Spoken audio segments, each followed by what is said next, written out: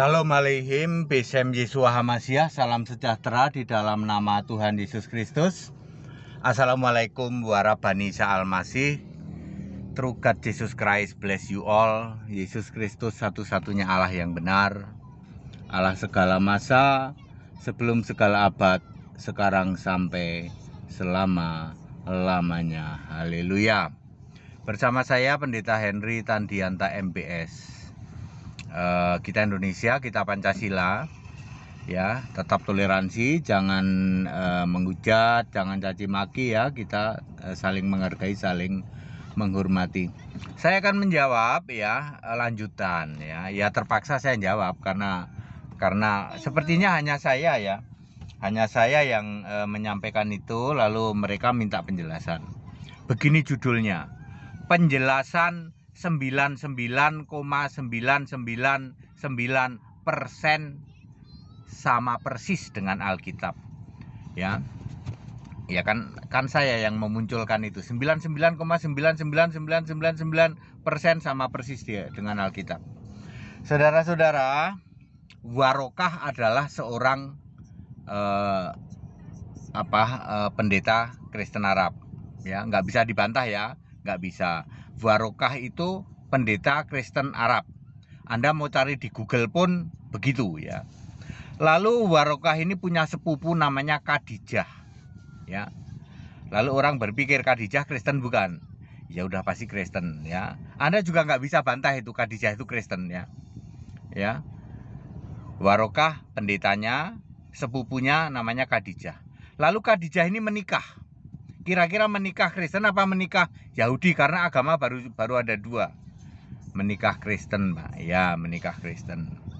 Lalu Warokah, Khadijah, dan suaminya yang menikah Kristen ini menyusun ulang Alkitab bahasa Arab. Maksudnya apa sih, Pak? Disusun ulang? Kan kalimatnya begini, disempurnakan, maksudnya dikasih pasal, dikasih ayat, dikasih tanda baca, mungkin diurut-urutkan begitu. Apa sih, Pak? Alkitab bahasa Arab, ya. Itu yang terjadi, Pak. Sebenarnya mereka sedang menyusun Alkitab bahasa Arab atau mau mendirikan sekte baru Kristen, ya. Nanti kita lihat hasilnya, ya. Kita lihat hasilnya, ya. Saya masih memakai pendapat menyusun menata ulang Alkitab bahasa Arab. Sebab di Arab sudah ada Alkitab bahasa Arab, walaupun mungkin belum berbentuk buku. Ingat, ya, Anda yang punya teori Alkitab bahasa Arab baru muncul ke abad 14. Anda nggak baca Alkitab. Alkitab itu Galatia 1 ayat 17, Paulus sudah menginjil ke Arab, ya. Jadi abad ke-1 itu sudah ada orang Kristen Arab ada. Sampai ke Arab Saudi, ya, mungkin abad kedua, ya, baru nyampe Arab Saudi. Buktinya ada Warokah Kristen gitu kok, ya. Ya, lalu di Ka'bah itu kan tempat ibadah semua agama. Buktinya ada banyak ratusan patung. Nggak mungkin ratusan patung itu cuma dari satu agama. Nggak mungkin. Ada banyak keyakinan termasuk Kristen Arab, yang saya menyebutnya Kristen Ortodok. Di dalam Ka'bah ada lukisan ornamen Yesus, ya. Ketika diobrak-abrik oleh suaminya Khadijah bilang, yang ini jangan kamu hapus, ya, yang Maria, ya. Itu salah satu bukti apa? Salah satu bukti, ya, bahwa Khadijah dan suaminya kawin Kristen. Lah kalau suaminya ternyata musuhnya Kristen, pasti dia suruh ngancurin itu, ya. Itu dihancurin aja, itu gambar apa ini, lukisan ornamen Yesus, apa itu Yesus gitu, ya. Ya, oke. Lalu kita lihat hasilnya, mereka itu menyusun ulang Alkitab. Oke, Pak, paling logis itu menyusun ulang. Tapi ada juga pendapat lain sedang mendirikan salah satu sekte Nasrani. Oke lah, itu kita lihat hasilnya aja. Hasil kitab susunan ulang ini, ya toh, ternyata 99,999% sama persis dengan Alkitab bahasa Arab. Kita lihat, ya. nama nabinya sama nggak? 99,999% nama nabinya sama. Ada Isa Al-Masih nggak? Ada. Isa Al-Masih roh Allah atau bukan? Iya, Isa Al-Masih ruhullah wa kalimatuhu. Terus Isa Al-Masih itu Tuhan apa tidak? Tuhan. Isa Al-Masih itu Rab, ya. Ya, di dalam kitab yang disusun ulang, Isa Al-Masih itu Rabbani, gitu. Ya. Dan lain-lain. Nanti pelan-pelan akan dibuktikan. Ternyata di kitab yang disusun ulang oleh Khadijah, Warokah dan suaminya Khadijah ini, ternyata di situ Yesus Tuhan. Ternyata Isa Al-Masih itu Sirotol Mustaqim, jalan kebenaran, ya, satu-satunya jalan, ya, dan lain sebagainya, Bapak Ibu Saudara, ya. Jadi sekarang ini sedang diteliti oleh banyak orang, banyak kalangan. Ternyata terbuka semua dengan triggernya atau pemicunya adalah ada ornamen di Ka'bah, ya.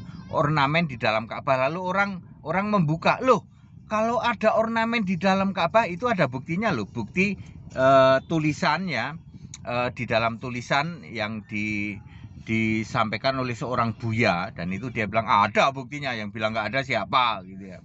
Lalu biasalah saling bantah-bantah begitu ya. Tetapi itu hanya salah satu bukti saja bahwa Khadijah dan suaminya dan Barokah ini memang menyusun ulang Alkitab bahasa Arab.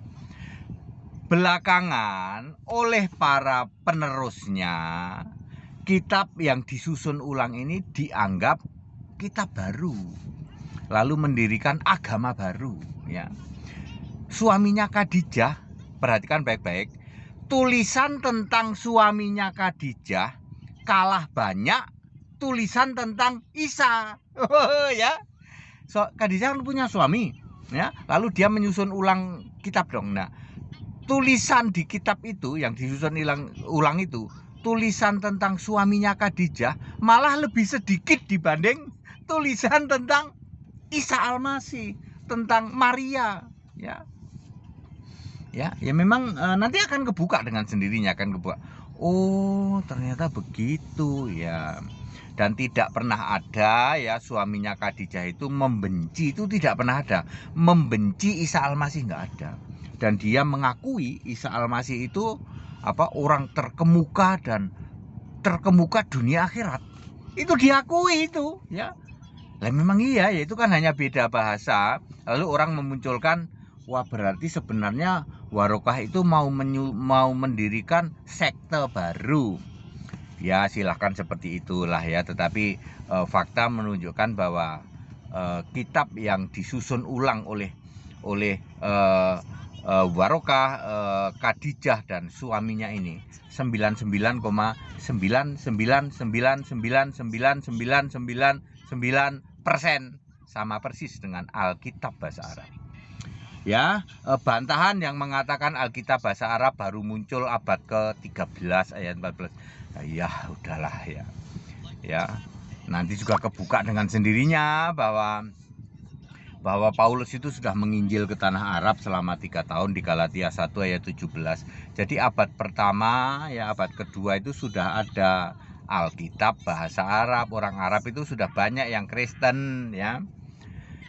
Ya, soal belum jadi buku yang rapi, nah itu urusan lain, ya, urusan lain. Tetapi kekristenan sudah menyebar di tanah Arab jauh lebih dulu, ya. Dalam tayangan-tayangan lain termasuk syahadat la ilaha illallahu akad warabani Isa Al-Masih itu sudah syahadatnya orang Kristen Arab duluan. Begitu ya Bapak Ibu Saudara, ya.